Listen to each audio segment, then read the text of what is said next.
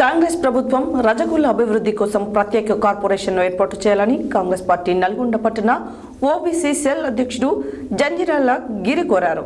రజకులకు 250 యూనిట్ల విద్యుత్ పథకాన్ని కొనసాగిస్తామని కాంగ్రెస్ ప్రభుత్వం ప్రకటించడం పట్ల హర్షం వ్యక్తం చేస్తూ సోమవారం నల్గొండలోని మంత్రి కోమటిరెడ్డి వెంకటరెడ్డి నివాసంలో మంత్రులు కోమటిరెడ్డి వెంకటరెడ్డి, పొన్నం ప్రభాకర్ ఫ్లెక్సీలకు పాలాభిషేకం చేశారు.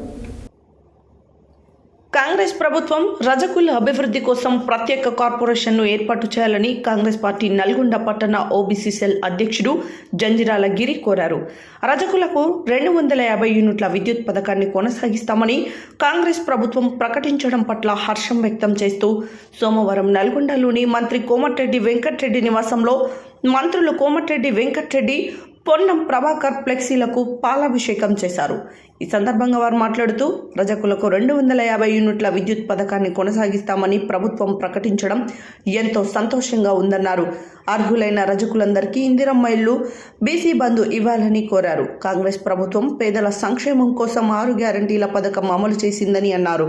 ఈ కార్యక్రమంలో రజక సంఘం నాయకులు నాంపల్లి కిరణ్, చిక్కుల అంజయ్య, పగిళ్ల రాజు, నాగిళ్ల యాదయ్య, చిక్కుల శ్రీను, దామనూరి శ్రీను, నాంపల్లి యాదయ్య, ఎలిజాల శంకర్, నాంపల్లి గోపి, ఎలిజాల వెంకన్న, ఇటికాల శ్రీనివాస్ తదితరులు పాల్గొన్నారు.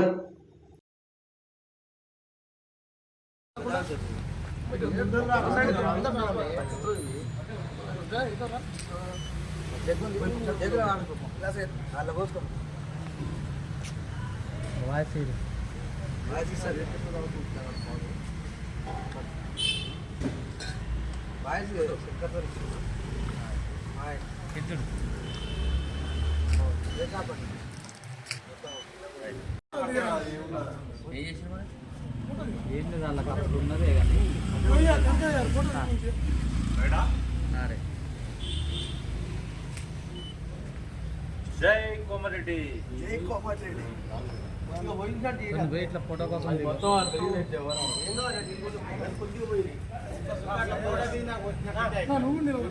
వీడియో తీస్తున్నా మళ్ళీ మీరు మాట్లాడకురి, ఏమైనా నినాదాలు చేసి చేయరు కానీ మీరు అది